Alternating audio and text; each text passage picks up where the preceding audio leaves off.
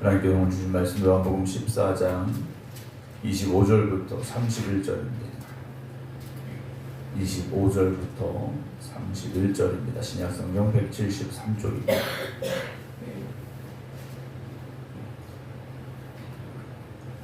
내가 아직 너희와 함께 있어서 이 말을 너희에게 하였거니와 보혜사 곧 아버지께서 내 이름으로 보내실 성령 그가 너희에게 모든 것을 가르치고 내가 너희에게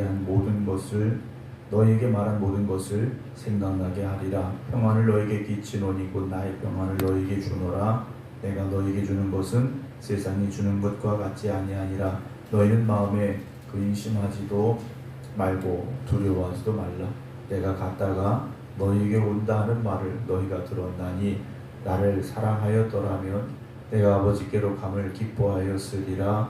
아버지는 나보다 크심이라. 이제 일이 일어나기 전에 너희에게 말한 것은 일이 일어날 때 너희로 믿게 하려 함이라. 이후에는 내가 너희와 말을 많이 하지 아니하리니 이 세상에 임금이 오겠습니다. 그러나 그는 내게 관계할 것이 없으니 오직 내가 아버지를 사랑하는 것과 아버지께서 명하신 대로 행하는 것을 세상이 알게 하려 함이로라.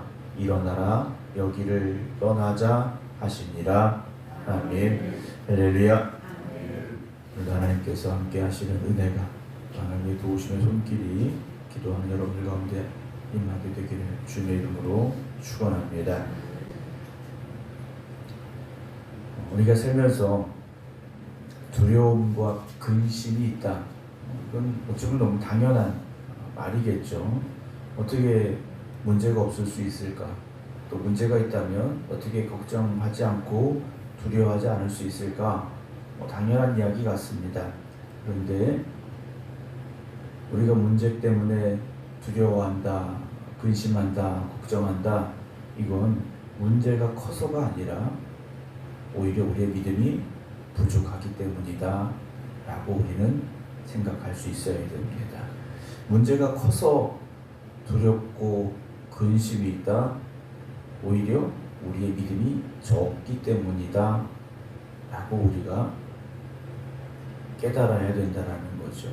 믿음이 크다면, 문제보다 믿음이 크다면 그 문제는 더 이상 우리에게 두려움의 대상도 근심의 대상도 아닙니다.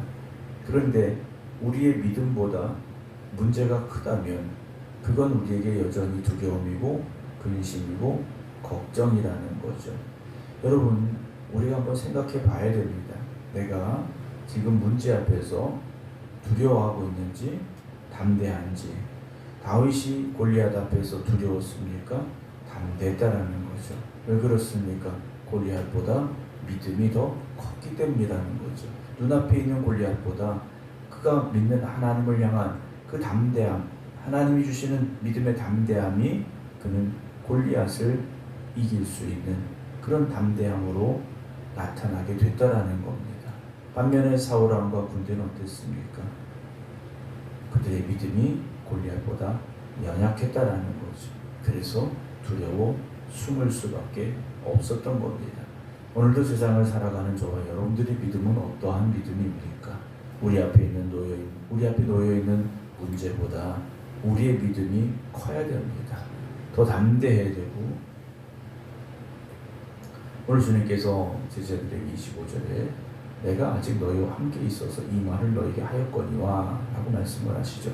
아직은 제자들과 함께 하고 계십니다. 그러니까 눈에 보이는 육신의 주님으로 제자들과 지금 함께 하고 계시는 시간인데 함께 하고 있기 때문에 이 말을 하였다라고 말씀을 하십니다.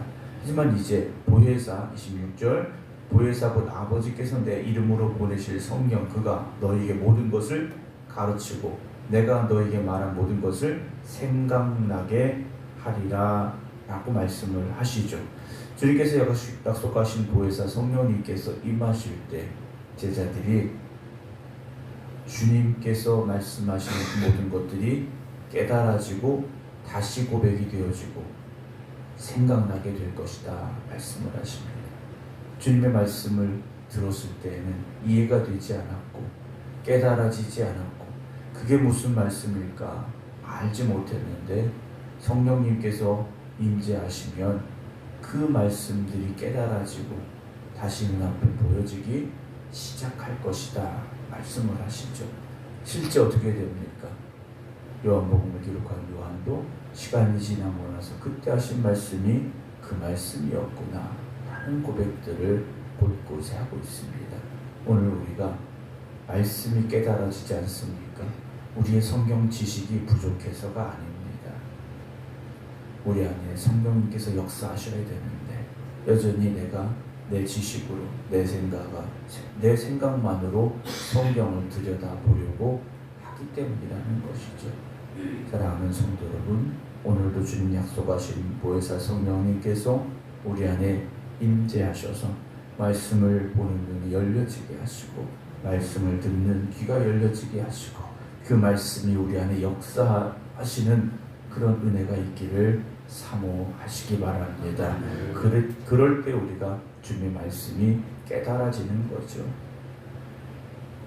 우리 믿음의 선배들이 우리보다 성경의 지식이 많았느냐? 오히려 그렇지 않습니다. 요즘이야 성경의 지식을 우리가 얻으려면 얼마나 많은 방법이 있습니까? 그 당시에는 그렇지 못했다라는 거죠. 오히려 글을 알지 못해서 성경을 읽지 못하는 분들도 많았다라는 겁니다. 그럼에도 불구하고 그들이 깨닫고 고백했던 신앙과 오늘 우리가 고백하는 신앙이 어떤가라는 거죠. 오히려 우리 믿음의 선배들의 신앙의 고백이 더 위대했고 그 신앙의 삶이 더 위대했다라는 겁니다. 오늘 우리가 그들의 신앙, 믿음의 선배들의 신앙을 닮아가며 우리가 나아가야 된다면 오늘 우리도 깨달아야 됩니다. 성령님께서 보혜사 성령님께서 오늘 우리 안에 역사하여 주시옵소서. 그것을 깨닫게 하시고 우리가 기억나게 하시고 다시 고백하게 하여 주시옵소서. 우리에게 말씀하신 주님의 말씀을 붙잡고 나아가게 하여 주시옵소서. 우리가 고백하며 또한 기도하며 사모할 수 있기를 주님의 이름으로 축원합니다. 성령의 역사하심을 사모하셔야 됩니다.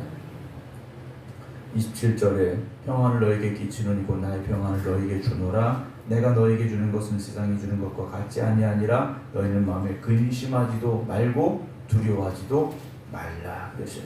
근심하지도 말고 두려워하지도 말라. 오히려 우리의 마음에 무엇을 가져야 됩니까? 평안이라 그러셨습니다. 왜냐? 주님께서 나의 평안을 너희에게 주노라 그러셨어요. 사실 주님께서 지금 주님의 마음속에 평안이 있을 수 있는 시간이냐? 그렇지 않지 않습니까? 주님의 마음은 평안할 수 없는 상황입니다.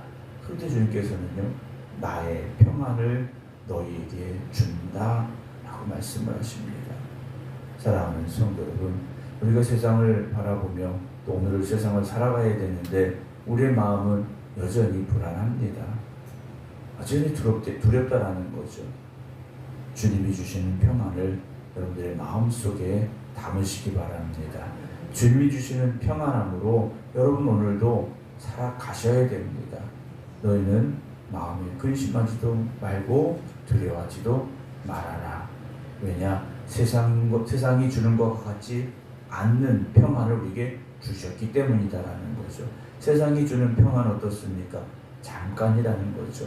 물질의 문제가 해결됐으니까 그것 때문에 오는 평안, 건강이 회복됐으니까 그것 때문에 오는 평안. 그렇다면 물질이 다시 없어지고 건강을 잃는다면 우리는 그 평안함을 잃어버리게 된다는 거죠. 겉으로 보여지는 조건 때문에 여러분 나는 행복해 라는 말이 아니라 성령님께서 우리 안에 역사하여 주시어서 주님께서 주시는 그 평안함이 우리에게 임함으로 말미암아 진정한 평안을 누릴 수 있는 주님이 말씀하신 이 샬롬의 축복이 있기를 주님의 이름으로 축원합니다. 28절 내가 갔다가 너에게 온다는 말을 너희가 들었나니 나를 사랑하였더라면 내가 아버지께로 감을 기뻐하였으리라. 아버지는 나보다 크시다.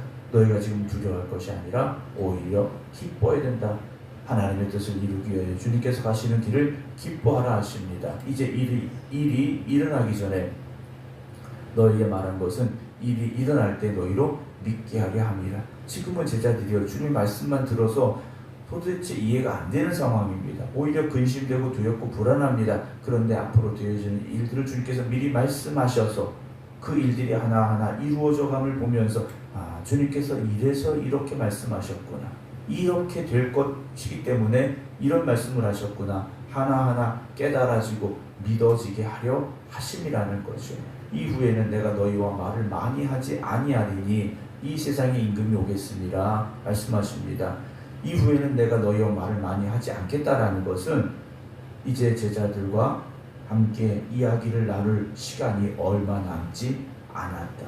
지금 제자들과 같이 있을 시간이 이제 얼마 남지 않았다라고 말씀하십니다. 이후에는 세상에 임금이 오겠으니 라고 말씀하시죠. 이제 어떤 상황이 벌어집니까? 그들과 주님이 그들에게서 주님이 떠나야 할 시간이라는 거죠. 세상에 임금이 오겠습니다. 그러나 그는 내게 관계할 것이 없다.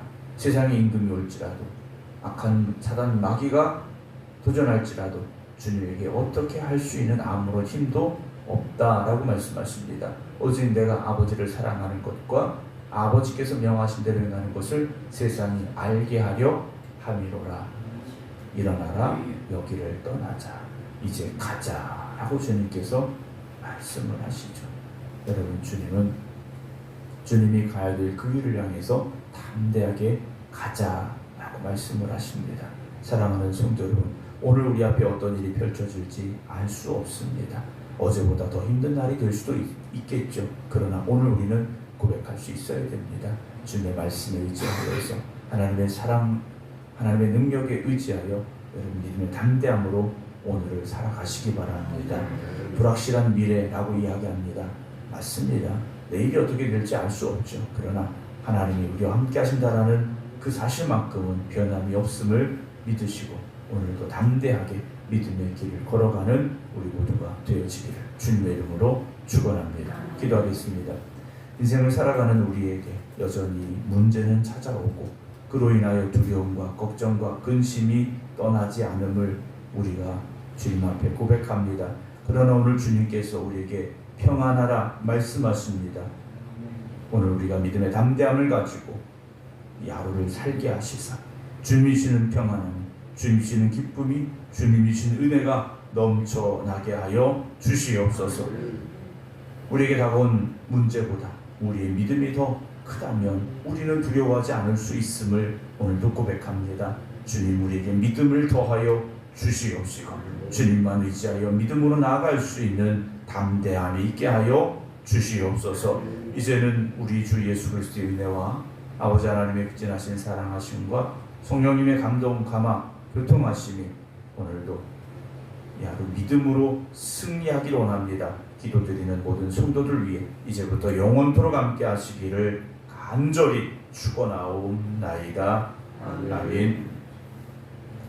저 목소리